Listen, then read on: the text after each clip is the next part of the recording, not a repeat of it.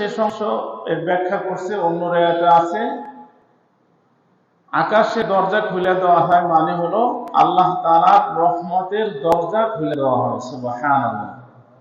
রহমতের যতগুলো দরজা আছে, যতগুলো গেট আছে, রমজান মাস আসার সাথে সাথে সমস্ত রহমতের দরজাগুলোকে খুলে দেওয়া হয়। সুবহানাল্লাহ। আল্লামা তুরে পুশতি রাহিমাহুল্লাহ তাআলা হাদিসের এই অংশের ব্যাখ্যা করছেন, আসমানের দরজা সমূহ খুলে দেওয়া, রহমতের দরজা খুলে দেওয়ার অর্থ হলো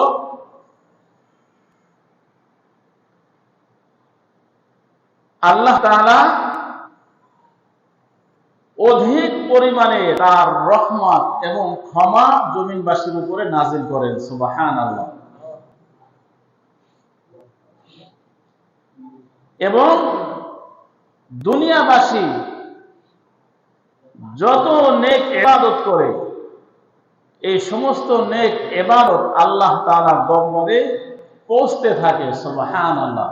কোনো বাধা থাকে না, সমস্ত দরজাগুলো খোলা থাকে।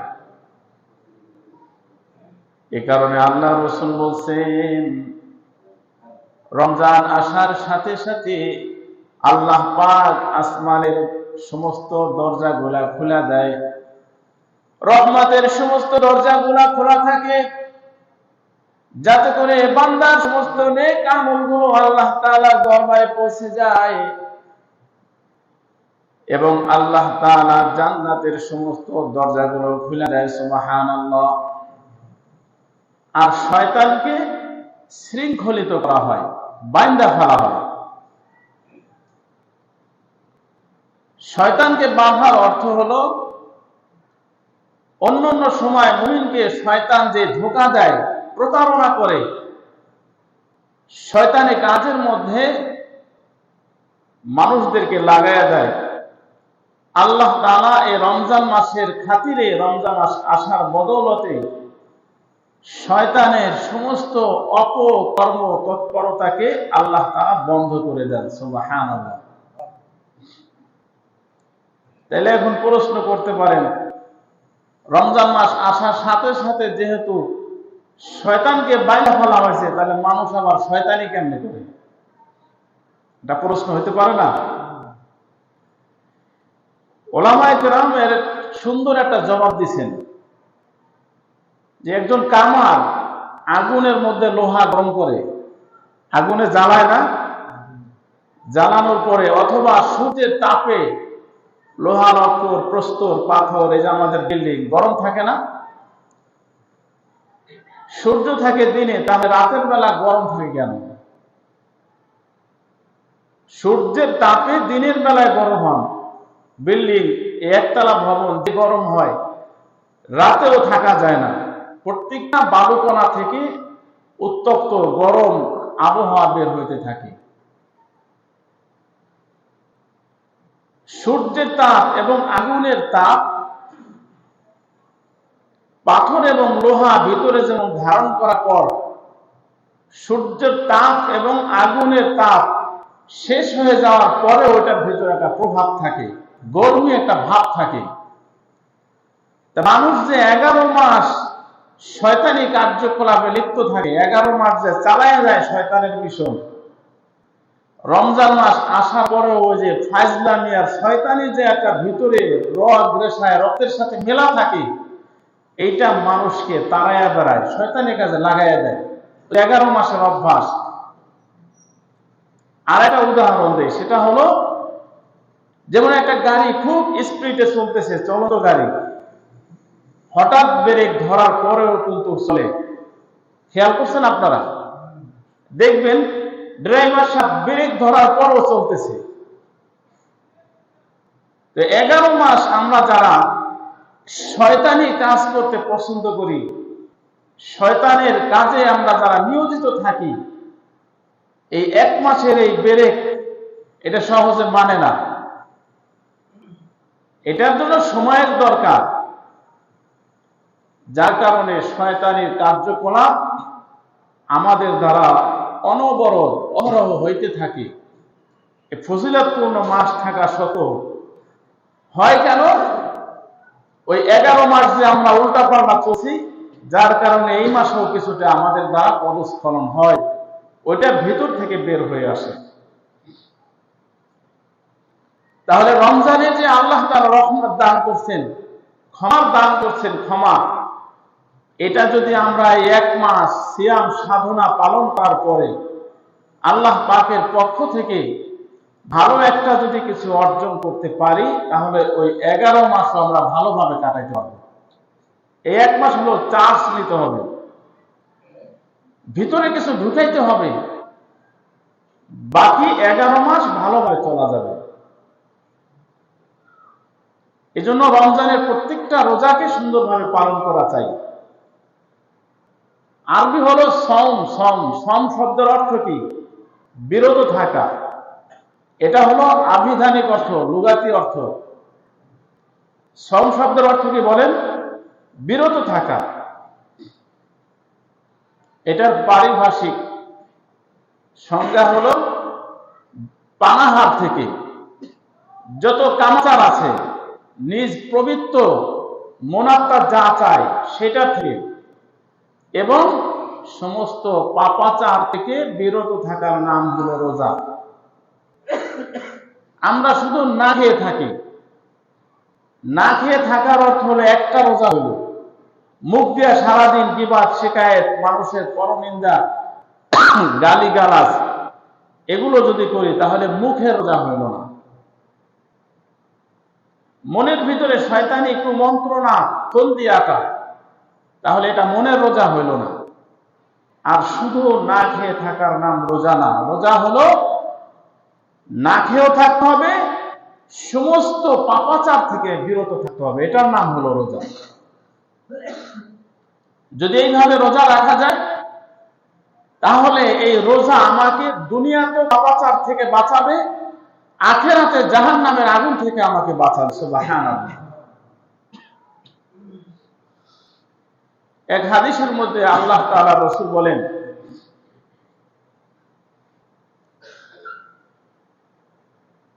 قال رسول الله صلى الله عليه وسلم إذا كان أول ليلة من شهر رمضان صفدت الشياطين ومردت الجن। যখন রমজানের প্রথম রাতে আগমন করে, ইযা কানা আউয়ালু লাইলাতিন মিন শাহরি রমাদান, রমজান মাসের প্রথম রাত যখন আগমন করে, আল্লাহ তাআলা সুফিদাতিশ শায়াতিন, শয়তান এবং মারাতুল জিন, যত খবির জিন্নাত আছে, আল্লাহ তাআলা এদেরকে শৃঙ্খলিত করে ফেলে, বাঁধা ফেলে, শয়তান এবং জিনদেরকে বেঁধে দেয়। ওয়া গুল্লিকাত আবওয়াবুন নার ফালাম ইফতাহ বাব, জাহান্নামের সমস্ত দরজাগুলোকে বন্ধ করা হয়, পুরা রমজানের মধ্যে আর একটা দরজাকেও খোলা হবে না। ওয়া ফুতিহাত আবওয়াবুল জান্নাহ, জান্নাতের সমস্ত দরজাগুলোকে খুলে দেয়। ফালাম ইউগলাক মিনহা বাব, পুরা রমজানের মধ্যে রমজানটা উন্মুক্ত থাকবে, খোলা থাকবে। রমজানের একটা সেকেন্ড বাকি থাকা পর্যন্ত জান্নাতের কোনো একটা দরজাকে আল্লাহ বন্ধ করবেন না। এই জন্য রমজান মাসে যদি কোনো মুমিন মারা যায়, সে জাহান্নামে যায় না, বরং রমজানের খাতিরে 1 মাস খুব আপ্যায়নে থাকে, আরামে থাকে। সুবহানাল্লাহ। কারণ হলো জাহান্নাম বন্ধ থাকে, জান্নাত খোলা থাকে।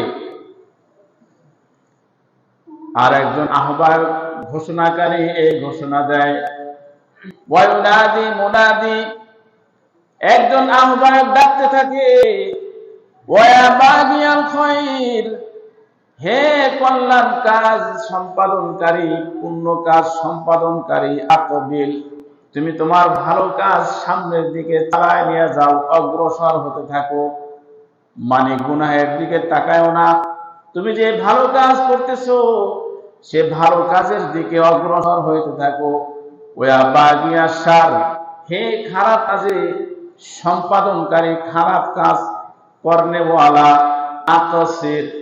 11 মাস তুই যে খারাপ কাজ করছো, রমজানের খাতিরে, রমজানের সম্মানার্থে তুমি এখন থেমে যাও। আকসির, তুমি বিরত হও, আর তোমার এই খারাপ কাজের মধ্যে তুমি থেকো না। ওয়ালিল্লাহি তাকাউ মিনান নার ওয়া যালিকা কুল্লা লাইলা। আল্লাহ রাব্বুল আলামিন রমজান মাসের খাতিরে অনেককে জাহান্নাম থেকে মুক্তি দিয়া থাকেন। সুবহানাল্লাহ। ওয়া যালিকা কুল্লা লাইলাতিন, রমজানের শুরুর রাত থেকে নিয়ে শেষ রাত পর্যন্ত প্রত্যেক রাতে রাতে আল্লাহ তাআলা অগণিত জাহান্নামীকে জাহান্নাম থেকে নাজাত দিয়ে থাকেন। সুবহানাল্লাহ। এটা হলো রমজানের ফজিলত। রমজান যে কত দামি মাস, কত মর্যাদা সম্পন্ন, এটার কদরদানি যারা করবে, এটাকে যারা সম্মান জানাইতে জানবে, এরাও দামি হয়ে যাবে। সুবহানাল্লাহ। রমজান মাস হলো এমন মাস যে মাসে আল্লাহ কোরআন নাযিল করছেন। কেমন দামি মাস! শাহরু রমাদান আল্লাযী উনজিলা ফীল কুরআন। আল্লাহ তাআলা কোরআনের রমজানের পরিচয় দিয়েছেন। রমজান মাস হলো ওই মাস যে মাসে আল্লাহ তাআলা কোরআন নাযিল করছেন। সুবহানাল্লাহ। কেমন দামি একটা মাস! এই কারণে রমজান মাসে দেখবেন যে পরিমাণে কোরআন তেলাওয়াত হয়, বাকি 11 মাস মিলাইলেও ওই পরিমাণ তেলাওয়াত হয় না। যে মোটামুটি একটুও জানে, বসতে চেষ্টা করে কোরআন নিয়ে আমি একটু পড়ি। কারণ রমজান মাস আসলে প্রত্যহ রাতে জিবরাইল আমিন আল্লাহর রাসূলের কাছে আইসা কোরআন শরীফ শোনাশুনি করতেন। একবার রাসূল শুনাইতেন, একবার জিবরাইল শুনাইতেন। সুবহানাল্লাহ। এজন্য কোরআন তেলাওয়াত যারা জানে, পুরা রমজানের মাসে চেষ্টা করবেন একটা কোরআন তেলাওয়াত খতম উঠাইতে। করবেন তো ইনশাআল্লাহ? যারা জানি না, অন্য অন্য আমল করবেন। লা ইলাহা ইল্লাল্লাহ, আস্তাগফিরুল্লাহ, আস্তাগফিরুল্লাহ, বেশি বেশি দুইটা আমল। লা ইলাহা ইল্লাল্লাহ, আস্তাগফিরুল্লাহ। আর দুইটা হলো জান্নাত চাওয়ার দোয়া, জাহান্নাম থেকে মুক্তি পাওয়ার দোয়া। এগুলি বেশি বেশি করতে হবে। কারণ হাদিসের শেষে কি বলছেন? ওয়ালিল্লাহি উতাকাউ মিনান নার ওয়া যালিকা কুল্লা লাইলা। অনেক জাহান্নামীকে আল্লাহ তাআলা রমজান মাসের সম্মানার্থে মুক্তি দিয়ে থাকেন, আর এটা প্রতিনিয়ত চলতেছে। তাহলে আমাদের আত্মীয়-স্বজন যারা শুয়ে আছেন কবরে, তাদের জন্য আমাদের দোয়া করা উচিত না? যাদেরকে আল্লাহ তাআলা রমজানের খাতিরে মাফ করতেছেন, জাহান্নাম থেকে নাজাত দিতেছেন, ওই সমস্ত মুক্তি পাওয়া লোকেদের মধ্যে যেন আমাদের আত্মীয়রাও অন্তর্ভুক্ত থাকে, এজন্য দোয়া করতে হবে। এই কারণে বেশি বেশি কোরআন তেলাওয়াত, জিকির, আজকার, দোয়া, দুরূদ নিয়ে পড়ে থাকা, খামাখা গল্প গুজব, খোশ গল্প, গীবাত, শিকায়েত, দুনিয়া নিয়ে বেশি ধরনের ব্যস্ত থাকা, এটা রমজানের সম্মান হলো না। রমজানের সম্মান তখনই হবে যখন তার রমজানটাকে আপনি ইবাদত দিয়ে সাজাবেন।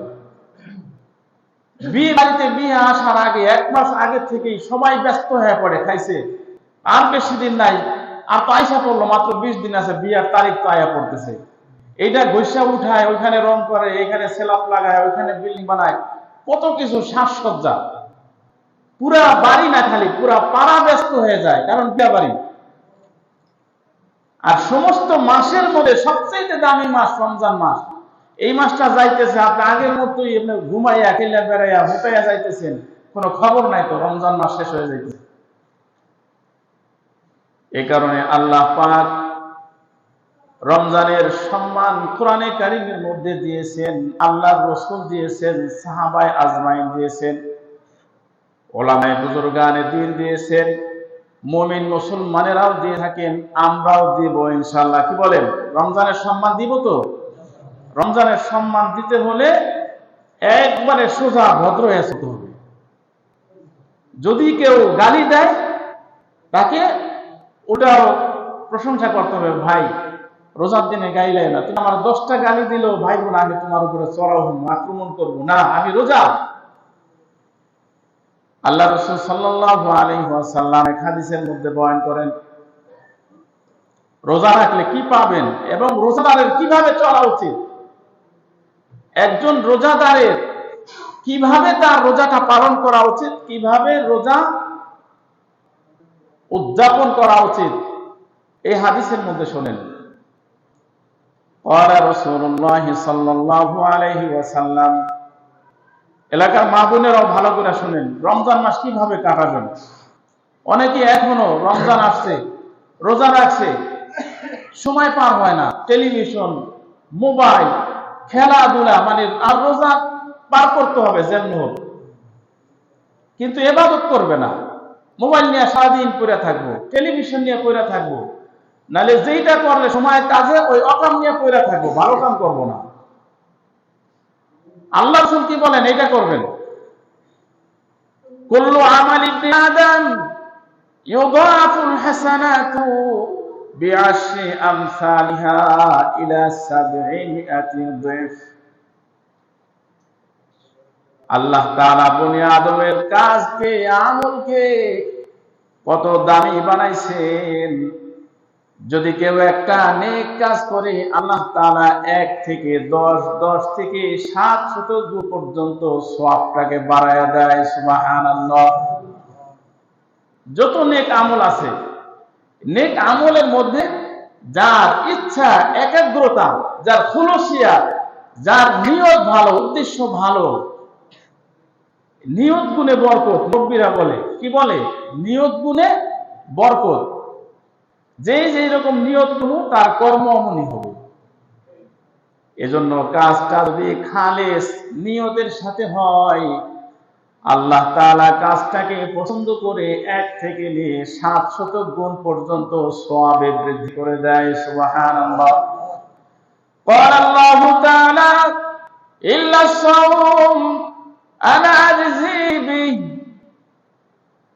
আল্লাহ তাআলা হাদিসে কুদসির মধ্যে বলেন, কিন্তু যে ব্যক্তি রোজা রাখছে, রোজা পালন করছে, মিন আজলি, একমাত্র আমি মাওলায়ে কারীমের রেজামন্দি হাসিলের জন্য, আমি আল্লাহ পাকের সন্তুষ্টি অর্জনের জন্য রোজা রাখছে। বাড়িতে না খেয়ে রোজা না রাখলে বাইরে গো, দুপুরে মহিলারা খানা রাঁধবো না, হাই হায় রে, সারাদিন বাইরে তো থাকতে পারবো না, মহিলাদের কেটকেটির জ্বালায়, যেমন রোজা রাখতে হবে। এইগুলো রোজা রাখলে এই রোজা হইব না। আল্লাহ রাসূল বলছেন কেমনে রোজা রাখতে হবে। বাড়িতে দুপুরে খানা পাক হবে না, এই ভয়ে রোজা রাখলে হবে না। রোজা না রাখলে পোলাপানে বাইরে দইরা, এই ভয়ে রোজা রাখলে হবে না। ইয়াদাউ শাহওয়াতাহু ওয়া তা'আমাহু মিন আজলি। আল্লাহ রাসূল বলেন, যে ব্যক্তি আমি মাওলানা পাকের রেজামন্দি হাসিলের জন্য রোজা রাখছে, আমি আল্লাহকে রাজি খুশি করার জন্য সারাদিন না খেয়ে পানাহার বর্জন করছে, কামাচার বর্জন করছে, পাপাচার বর্জন করছে, আমি স্বয়ং আল্লাহ নিজে রোজাদারকে প্রতিদান দিব। সুবহানাল্লাহ। যদি আল্লাহর জন্য রাখতে পারি তাহলে পাবো। আর বাড়িতে কেটকেটি, ঘেরগিরি এইগুলি হোনার ভয়ে রোজা রাখলে কি হবে না, এই পুরস্কার পাওয়া যাবে না। লিসাইমি ফারহাতান। যদি কেউ আল্লাহ পাকের জন্য রোজা রাখে, তার জন্য 2টা খুশখবরি আছে, 2টা খুশির সময় আছে। একটা হলো সারাদিন রোজাদার না খেয়ে যে কষ্ট ক্লেশ ভোগ করে, ক্ষুধার যাতনা ভোগ করে, সন্ধ্যাকালীন সময় ইফতারি ঠান্ডা শরবত নিয়ে যখন আল্লাহ তাআলার দরবারে কান্নাকাটির দোয়া মুনাজাতে রত হয়ে ইফতারির অপেক্ষায় থাকে, এই সময়টার মতো আনন্দের আর কোন সময় রোজাদারের জন্য নাই। সুবহানাল্লাহ। কি বলেন, কি একটা খুশি। সবকিছু বিদ্যমান, খাবার মজুদ, রকমারি ফলমূল, রং বেরঙের শরবত, বিভিন্ন ধরনের খাবার, কিন্তু আল্লাহর ভয়ে খাবারে হাত দেয় না। কি যে খুশি হন মাওলানা পাক। ওই সময় আরো বেশি ক্ষমার উদারতা নিয়ে আল্লাহ তাআলা বান্দাকে ক্ষমা করতে থাকেন। সুবহানাল্লাহ। এজন্য আল্লাহ রাসূল বলেন, লিসাইমি ফারহাতান ফারহাতুন ইনদা ফিতরিহি। একটা সময় হলো ইফতারির সময়, যে সময়টা বান্দা রোজাদার খুব খুশি থাকে, আর একটা সময় হলো যেই দিন ওই যে আল্লাহ পাক নিজ হাতে বান্দাকে আমলনামা প্রতিদান দিবেন, ইনদা লিকাই রাব্বিহি, যেদিন আল্লাহ পাকের সাথে একজন রোজাদার সাক্ষাৎ করবে, মোলাকাত করবে, আল্লাহ পাক বলবেন তুই যে আমার সন্তুষ্টির জন্য রোজা রাখছো, এই নিয়ে তোরে জান্নাত দিয়ে দিলাম। সুবহানাল্লাহ। এটা হলো প্রতিদান। এজন্য রোজা রাখবো কাকে খুশি করার জন্য বলেন? আল্লাহকে খুশি করার জন্য। আর একটা বিষয় হলো ওয়ালা খুলুফু ফামিস সাইমি আতয়াবু ইনদাল্লাহি মির রিহিল মিস্ক। সারাদিন না খেয়ে থাকার কারণে পাকস্থলীর ভিতর থেকে রোজাদারের মুখ দিয়ে এক ধরনের দুর্গন্ধ বের হয়। বের হয় কি হয় না? না খেয়ে থাকলে একটু হয়, এটা চিকিৎসা বিজ্ঞানীদের মতে। এটা আমাদের কাছে দুর্গন্ধ, কিন্তু আল্লাহ পাকের কাছে এরা অত্যন্ত সুগন্ধি। সুবহানাল্লাহ। ওয়ালা খুলুফু ফামিস সাইম, ওয়ালা খুলুফু ফামিস সাইম, রোজাদারের মুখ দিয়ে যে দুর্গন্ধ বের হয়, আতয়াবু ইনদাল্লাহি মির রিহিল মিস্ক, মিশকাম্বরের আর কি ঘ্রাণ, মিশকাম্বরের থেকে আর কি সুবাস বের হয়। আল্লাহ পাকের কাছে রোজাদারের মুখের দুর্গন্ধ মিশকে আম্বরের চাইতেও আরো বেশি সুগন্ধিময়। সুবহানাল্লাহ। এটার ব্যাখ্যায় আল্লামা কাজী আয়াজ রাহিমাহুল্লাহ তাআলা ব্যাখ্যা করছেন, মুখ দিয়ে সুগন্ধটা কেমন।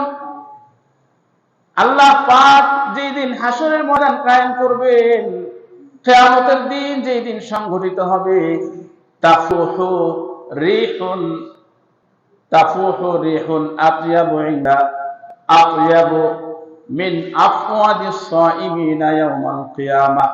যেই দিন কিয়ামত সংঘটিত হবে, রোজাদারের মুখ দিয়ে, রোজাদারের জবান দিয়ে এক ধরনের সুগন্ধিযুক্ত বাতাস বের হইতে থাকবে। সুবহানাল্লাহ। পুরা কিয়ামতের ময়দানটাই সুবাস দিয়ে ভরে যাবে। রোজাদারের মুখ দিয়ে আজকে যে দুর্গন্ধ বের হইতেছে, কিয়ামতের ময়দানে এটা সুগন্ধে পরিণত হবে। সুবহানাল্লাহ। এই সুগন্ধ বোঝা যাবে এখানে রোজাদাররা উপস্থিত আছে। এজন্য রোজা রাখা যায়। রোজা রাখলে মুখ দিয়ে যে দুর্গন্ধ বের হবে, আল্লাহ পাকের কাছে এটা পছন্দের হবে, হাসরের ময়দানে নাজাতের ওসিলা হবে। তাহলে রোজা রাখতে হবে। রোজা কি করতে হবে বলেন? রাখতে হবে। ওয়াসিয়ামু জুন্নাহ, রোজা হলো ঢাল স্বরূপ। রোজা কি বলেন? ঢাল স্বরূপ। এই যে এখানেই আমি বোঝানোর জন্য আসছি, এতগুলি হাদিস বলছি এটা বোঝানোর জন্য যে আমরা রোজা রাখি শুধু না খেয়ে। শুধু না খেয়ে থাকার নাম কি না বলেন? রোজা না। রোজা হলো সমস্ত পাপাচার থেকে মুক্ত থাকার নাম। ওয়াসিয়ামু জুন্নাহ, যারা পানাহার বর্জন করবে, কামাচার বর্জন করবে, পাপাচার, অন্যায়, অশ্লীল এগুলো বর্জন করবে, এই রোজা বান্দার জন্য দুনিয়াতেও ঢাল হবে অন্যায় থেকে রক্ষা পাওয়ার, হাসরের ময়দানে জাহান্নাম থেকে মুক্তির ওসিলা হবে। সুবহানাল্লাহ। এটার ব্যাখ্যাও করছেন, এটার ব্যাখ্যা করছেন হিজাবুন ওয়া হিসনুন লিসাইমিনা মিনাল মাআসি ফিদ দুনিয়া ওয়া মিনান নারি ফিল আখিরাহ। যদি কেউ সুন্দরভাবে আল্লাহ তাআলার রাজি ও সন্তুষ্টির জন্য রোজা রাখতে পারে, এই রোজা দুনিয়াতে সমস্ত অন্যায় থেকে তাকে রক্ষাকারী হবে। সুবহানাল্লাহ। এবং হাসরের ময়দানে জাহান্নাম থেকে মুক্তিদানকারী হবে। তাহলে কিভাবে আমাদের রোজা রাখতে হবে বুঝুন।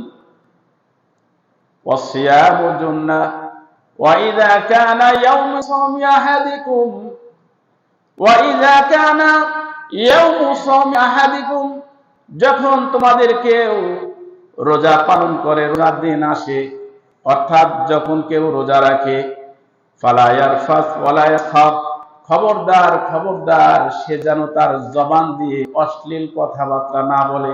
ফালা ইয়ারফাস, মুখ বন্ধ করে দিতে হবে। শুধু না খেয়ে থাকলে রোজা না, মুখ দিয়ে সমস্ত পাপাচার বন্ধ করতে হবে, এটার নাম হলো রোজা। ওয়ালা ইয়াসখাব, যে কেউ আপনার সাথে ঝগড়ায় লিপ্ত হতে পারে, খবরদার খবরদার, কারোর সাথে কোনো ঝগড়া সাথে জড়ানো যাবে না।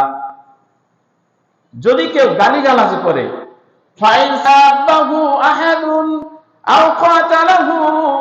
যদি আপনাকে কেউ গালিগালাজ করে, কেউ অশ্লীল ভাষা ব্যবহার করে, আও কাতালাহু, জোর কইরা আপনার সাথে ঝগড়া করতে চায়, ফাল্যাকুল, আপনার কথা হবে মাত্র একটা। কয়টা কথা হবে? একটা। আল্লাহর রাসূল শিখাইছেন, আমার বলা ভাষা না। ফাল্যাকুল, একটা কথা বলবা, ভাই ইন্নী ইমরুউন সাইমুন, আমি একজন রোজাদার। সুবহানাল্লাহ, কত সুন্দর ভাষা নবীর শিখাই দিয়েছেন। যদি কেউ আপনাকে গালিগালাজ করে, গালমন্দ করে, যদি কেউ গায়ে পইরাও পায়ে পইরাও আপনার সাথে ঝগড়া করতে চায়, কি বলবেন? সবাই বলেন, আমি একজন রোজাদার। বাস, এ পর্যন্তই আজকে ইনশাআল্লাহ।